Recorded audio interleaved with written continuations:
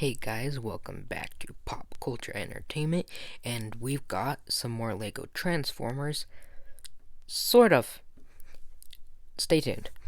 So, anyway, these three all are called, this one is called Kalamar, this one is called Rastar, and this one I just like to call KABBOOM. For name origins, KABBOOM has two giant cannon hands. What else would you do with those? Oh, Rastar, his name is kind of a mixture of blaster, as in like a rocket blaster, and raptor, because he's kind of like a little dinosaur. He's got the grenade launcher on his back, he's got a little tail, and his short little legs. I like him.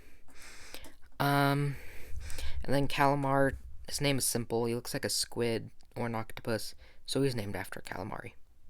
Simple enough.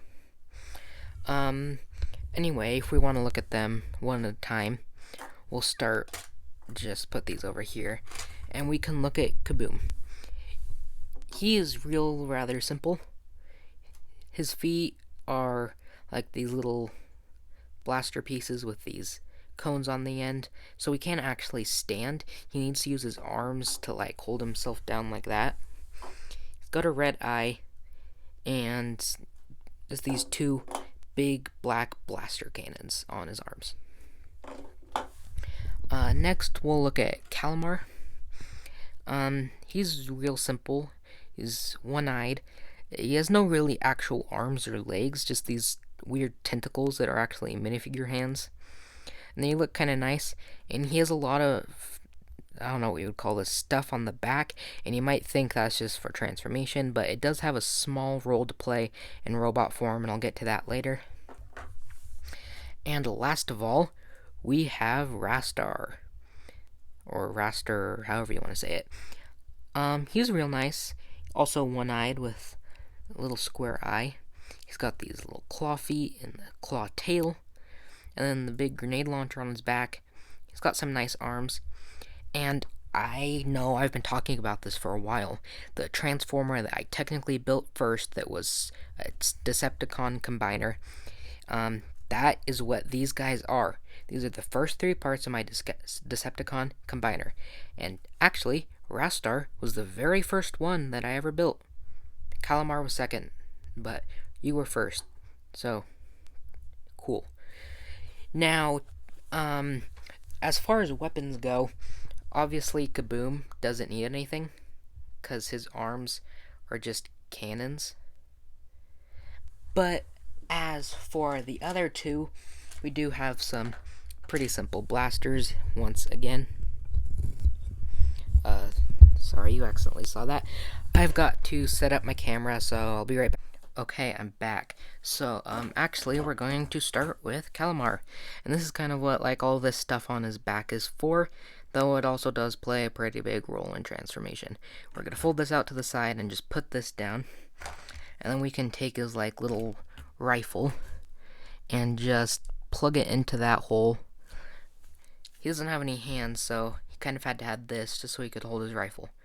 That's nice. And then, obviously,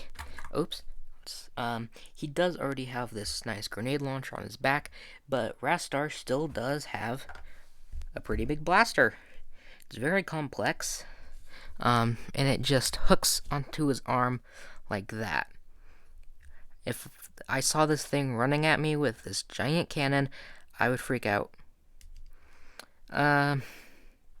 Pretty simple. That's really about it. Now, for articulation on these guys, we'll start with KABBOOM again. His feet wiggle a bit. They could wiggle more up if I pulled them more out, but that would make it less sturdy. So we kind of just have to deal with the limited foot movement. But that's okay. This guy's more about blasting missiles from a distance. He's not going to be running around doing some acrobatic stuff. His arms are simple ball joint, so they can do a 360. His head can't really move because his head is his whole body. So he would just have to turn his legs anyway if you wanted to look anywhere. Next we'll go to Kalamar. Move you out of the way. We're not talking about you anymore. This gear stuff on the side of his head, oops, don't break that, can move.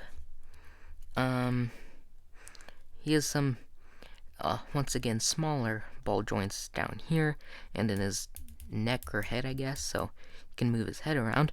And then, of course, he has wiggling tentacles. That's what every Decepticon needs. Then last of all, we have Rastar again. He's got, once again, ball joints in his arms and also in his cannon. Well, that's more for transformation and less for real stuff. He has foot motion, just forward and back. You could twist the claws, but that's hard to do. His head just up and down, and his tail just up and down too. And that's that. Now for size comparison, once again we bring back Batman for the minifigure scale. Now let me just get all of these into a walking or standing position. There's Kalamar. So you can see these guys are actually rather small, but that's what they're supposed to be. He is sometimes hard to stand to, but he does it eventually. And there's KABBOOM. And that's that. And then, because he's closer to their size scale, here they are with Rax. There's Kalamar. Here is Rastar. And once again, oh, oops, sorry about that, is KABBOOM. Overall, I kind of like these two together. I feel like they would be rivals. This one's a Decepticon, this one's an Autobot, so there's that. So all four of them are pretty close to minifigure scale. Now, remember at the beginning of the video, I was taking their weapons off, I said they were sort of Transformers? They don't really have vehicle modes, and 2 of the 3 of them are already pretty animal-like, so they don't have animal modes. They just transform into limb modes and other modes for later ones, but these ones are just limbs that attach to the body of the Decepticon Combiner. This is an earlier build of mine. It's my first Transformer, as I said. You can't really blame me. I'm sorry. If I could, I would give, like, he'd be a good motorcycle if I could attach a wheel to his hand or something, but for right now, they just have their limb modes. Maybe a possible update in the future. No promises. We'll start with KABBOOM, because his is the most simple. What we're going to want to do is, first of all, wiggle out his legs a bit. Oops. Oh, don't break it off. But just enough that it can come forward like this. I hope I got a good shot of that, because I was not watching the camera. And that one's just going to fold up and cover his eye. And that one's going to fold out the side. And this is one of the arms.